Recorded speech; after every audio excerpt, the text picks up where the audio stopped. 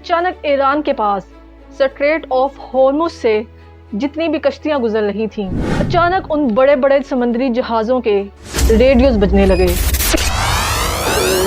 इन radios पर Iran की navy का मैसेज चल रहा था, Iran Islamic revolutionary guard Corp ने, जिसमें ईरान की फौज ने इन जहाज़ों को हुक्म दिया कि आज के बाद इस स्ट्रेट ऑफ हॉर्मुज से एक भी कश्ती नहीं गुजरेगी। No ship in every type is not allowed to pass from Strait of Hormuz. और अगर किसी ने भी इस रास्ते से गुजरने की कोशिश की, ईरान की फौज उसे टारगेट करेगी।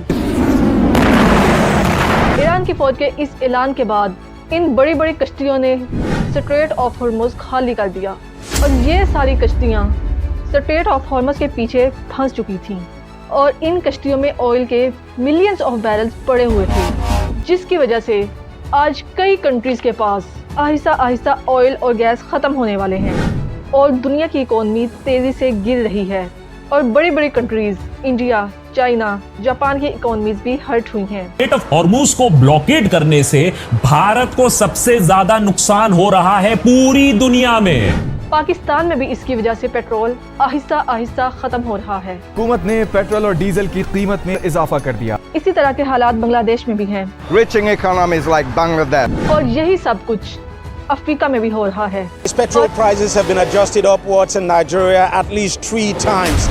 और इवन यूरोप में भी ईरान के इस वेपन की वजह से पेट्रोल और गैस की कीमतें तेजी से बढ़ रही हैं।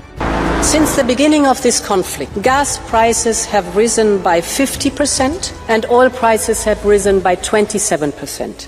The 10 days of war have already cost European taxpayers 3 billion euros. मतलब ईरान ने अपनी सिर्फ कुछ ही कश्तियों की वजह से पूरी दुनिया की इकोनॉमी को कंट्रोल किया हुआ है।